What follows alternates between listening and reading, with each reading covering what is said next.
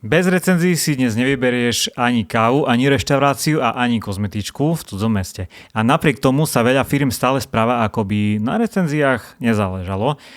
Paradox je, že najväčší problém nie sú recenzie, ale najväčší problém je to, že firma ich nemá žiadne.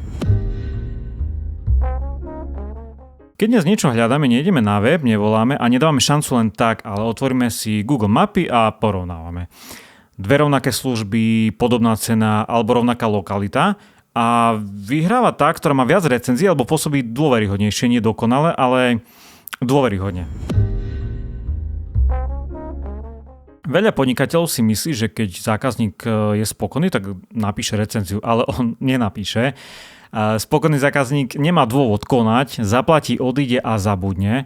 A recenzie zvyčajne píšu nejaké extrémy, že veľmi sú nespokojní alebo veľmi sú spokojní a ak nemáš systém, tak zbieraš len náhodne. Dobrá recenzia nie je o 5 hviezdičkách, ale dobrá recenzia je taká konkrétna, ľudská, opisuje nejakú skúsenosť a 4 hviezdičky s textom sú často dôveryhodnejšie než 20 anonymných 5 hviezdičkových a ľudia nehľadajú dokonalosť, hľadajú nejakú istotu, že niekto pred nimi už tú službu použil a bolo to fajn a bolo to v poriadku.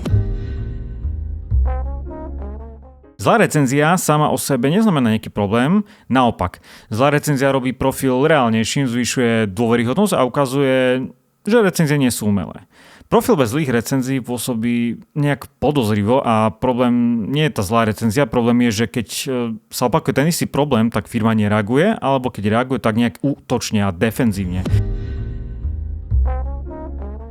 Reakcia na zlú recenziu má jednoduchú štruktúru. Po prvé, poďakuj, aj keď nesúhlasíš. Po druhé, uznaj pocit zákazníka, nie nutne nejakú chybu. A po tretie, vysvetli alebo navrhni riešenie. A ešte aj po štvrté, presun tú komunikáciu niekde do súkromia, bez hádok a bez nejakého obhajovania a bez emócií.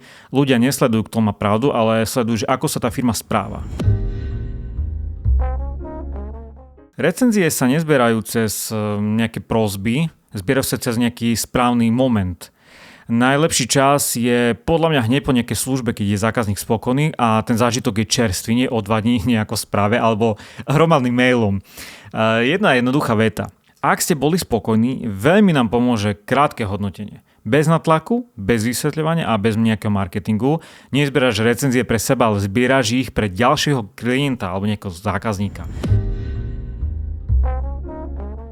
Recenzie sa zbierajú najlepšie v momente, keď zákazník niečo dostane. Napríklad, keď v salóne dáte nejakú vzorku krému alebo nejaký darček alebo nejaké odporúčanie na domácu starostlivosť. Toto je ideálny moment povedať, ak vám dnešná návšteva pomohla, budeme radi za krátke hodnotenie.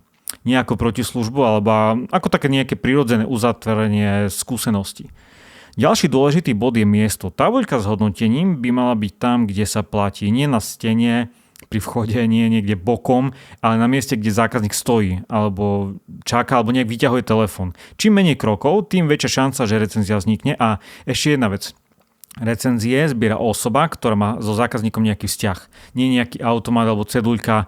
Preto aj jedna krátka veta od majiteľky alebo obsluhy funguje lepšie než 10 pripomienok v správe. Ak chceš recenzie zabiť, tak urob toto. Pošli k zákazníkovi správu o 2 dní, neskôr s textom.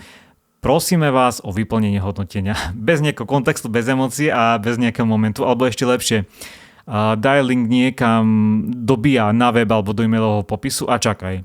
Recenzie nevznikajú z pohodlia firmy, ale vznikajú z pohodlia zákazníka a čím viac krokov musí urobiť, tým je podľa mňa menšia šanca, že to spraví. Recenzie nezabíja zlá voľba, recenzie zabíja nejaké trenie. Ak ťa zaujíma téma biznis účtu na Google a jeho také správne nastavenie, tak mi to napíš do komentára a ak bude záujem, pripravím k tomu nejaký samostatný obsah, detailnejší, možno aj praktickejší a možno aj spoplatnený. Nie ako návod, ale ako systém, ktorý funguje v praxi. Práve preto pomáham lokálnym firmám nastaviť úplný základ, aby recenzie nevznikali nejak náhodne, ale prirodzene. Fotky, správne nastavený Google profil a jednoduchý spôsob, ako zákazníkovi skrátiť cestu k hodnoteniu. Nie kvôli číslám, ale kvôli dôvere. Ak máš firmu a recenzie neriešiš, nerobíš chybu v marketingu, robíš chybu teraz v realite, pretože zákazník sa už rozhodol, ale bez teba. Recenzie nie sú o nejakých hviezdičkách, ale sú o dôvere a o tom, či sa niekto cudzí rozhodne prekročiť dvere práve ku tebe. A nad tým chceš mať kontrolu a nespoliehať sa na nejakú náhodu. Nastav si systém, jednoduchý, ľudský a fungujúci.